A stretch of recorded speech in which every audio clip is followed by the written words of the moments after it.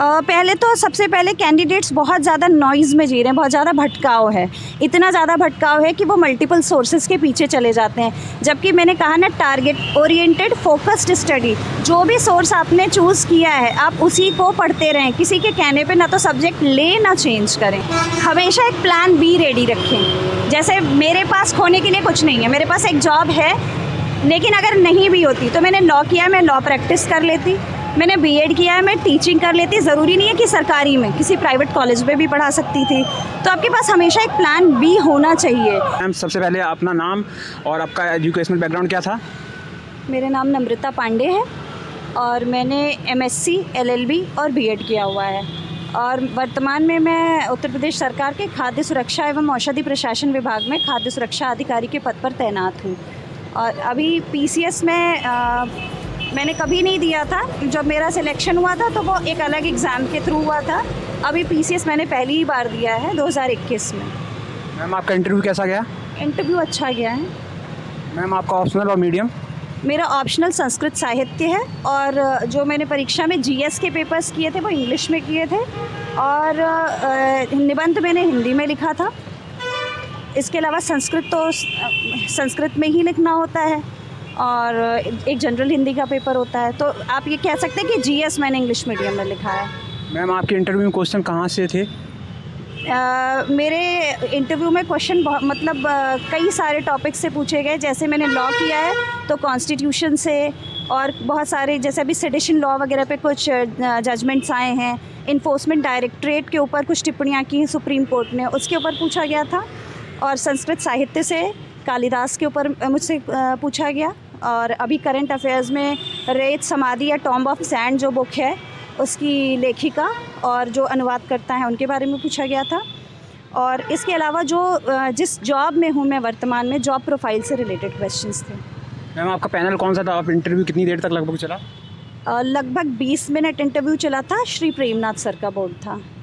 Okay ma'am, आपने तैयारी कहाँ से रिसोर्स कलेक्ट किया और तैयारी कैसे की? क्या आपने कोई कोचिंग का भी सहारा लिया? नहीं, मैंने कोई वैसे कोचिंग नहीं ली है। थोड़ी बहुत जो मुझे सहायता चाहिए थी संस्कृत साहित्य में, उसके लिए उत्तर प्रदेश सरकार के भाषा विभाग द्वारा संस्कृत संस्थानम संचालित किया जाता है। मैंने वहाँ से कुछ थोड़ी मदद ली थी। और कोचिंग मैंने कोई भी नहीं की क्योंकि मैं जॉब में हूँ तो मुझे समय नहीं मिलता है कोचिंग करने के लिए। मैंने ऑनलाइन रिसोर्सेज से और जो बुक्स बताते हैं उस पर जो पहले के सिलेक्टेड लोग हैं वही बुक्स मैंने रेफ़र करी थी।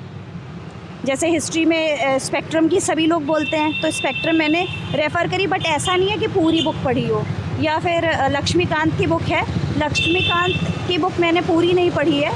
जो स्पेसिफिक चैप्टर्स हैं जो मेंस के सिलेबस में पूछे जाते हैं, क्वेश्चन पेपर में पूछे जाते हैं, वो ज़्यादातर करके पढ़ें। और ऐसे ही हिस्ट्री में तमिलनाडु बोर्ड की बुक्स हैं वो मैंने रेफ़र करी थी।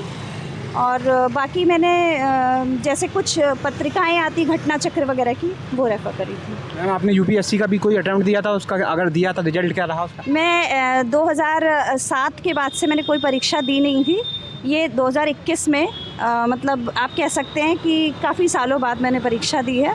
और 2016 से तो मैं जॉब में ही हूँ, तो मैंने कोई परीक्षा इधर हाल फिलहाल में नहीं दी। मैम, आप इसकी तैयारी कब से कर रही हैं, मतलब यूपी पीसीएस के लिए? मैंने बहुत लंबी तैयारी नहीं की है, सिर्फ 4-5 महीनों की तैयारी थी कुल मिला करके। और ये एक ऐसी परीक्षा है, अगर आप टारगेटेड स्टडी करते हैं, फोकस्ड रहते हैं, तो बहुत ज़्यादा समय मांगती भी नहीं है। आपको टारगेटेड पढ़ाई करनी है, बस ये देखना है पेपर्स को एनालाइज करके कि क्वेश्चंस पूछे कहाँ से जा रहे हैं, डिमांड क्या है एग्ज़ाम की। ठीक है मैम, संस्कृत साहित्य एक डिफरेंट सबसे काफ़ी कम ही लोग लेते हैं, उसके लिए मोटिवेशन कहाँ से मिला आपको? ऐसा है कि मैंने जब मेंस के लिए सब्जेक्ट डिसाइड करने का मुद्दा उठा तो मैंने सबसे पहले जो ब्रोशर था उसे उठा करके देखा। भाषाओं के प्रति मेरा थोड़ा लगाव था तो मैंने हिंदी साहित्य और संस्कृत साहित्य दोनों को ही देखा। संस्कृत साहित्य मुझे अपेक्षाकृत लगा कि इसमें मैं अच्छा करके अच्छा स्कोर कर सकती हूँ, इसलिए मैंने पहले सिलेबस देखा, रिसोर्सेज की उपलब्धता देखी, किताबें उपलब्ध थी बाज़ार में, मैंने ले करके फिर इसी कारण से कि उसमें मार्क्स अच्छे मिल सकते हैं। मैम जैसे यूपीएससी का जब एक माइंड में आता है तो काफ़ी लगता है कि काफ़ी सोर्सेज इतने सारे सोशल मीडिया पे हैं, यूट्यूब पे हैं, तो उनको मतलब कैसे चूज़ करें? पहले तो सबसे पहले कैंडिडेट्स बहुत ज़्यादा नॉइज़ में जी रहे हैं, बहुत ज़्यादा भटकाव है, इतना ज़्यादा भटकाव है कि वो मल्टीपल सोर्सेज के पीछे चले जाते हैं। जबकि मैंने कहा ना, टारगेट ओरिएंटेड फोकस्ड स्टडी, जो भी सोर्स आपने चूज़ किया है आप उसी को पढ़ते रहें, किसी के कहने पे ना तो सब्जेक्ट ले ना चेंज करें। अगर आपकी रुचि है उस पर्टिकुलर विषय में तभी आप उस सब्जेक्ट को ऑप्ट करें, और ये विश्वास रखें कि हर एक सब्जेक्ट में नंबर मिलते हैं। मैंने संस्कृत लिया तो अगला अटेम्प्ट भी मेरा पीसीएस प्री हुआ है, मैं संस्कृत से ही लिखूंगी, मैं संस्कृत को बदलूंगी नहीं। मैम मेंस आंसर राइटिंग के लिए आपने क्या किया था? मेंस आंसर राइटिंग के लिए संस्कृत संस्थान की तरफ से ही एक टेस्ट सीरीज़ कराई गई थी, मैंने वो लिखी थी।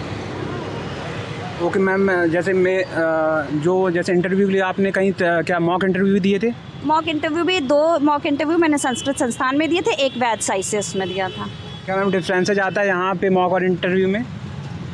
नहीं, कह सकते हैं कि वो आपको एक ओरिएंटेशन दे देते हैं कि आपको कैसे बोलना है, क्या ड्रेस कोड फॉलो करना है, आपकी जो वाक चातुर्य है उसकी सब प्रैक्टिस तो करा ही देते हैं।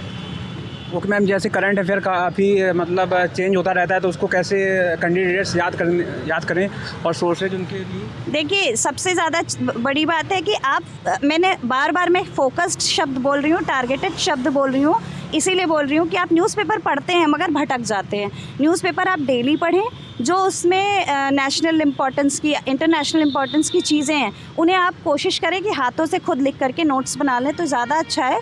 नोट्स मतलब ये नहीं कि बहुत डिटेल्ड, मैगजीन्स आती हैं उसके लिए, लेकिन कोई भी चीज़ अगर आपने खुद पढ़ी है और उस पर मान लीजिए बुलेट्स में भी आपने लिखा है तो आपको प्री के पर्पज़ से भी याद रहेगा, और जब मेंस में उसी चीज़ को इलाबरेट करना होगा तो फिर आप उसे इलाबरेट भी कर पाएंगे।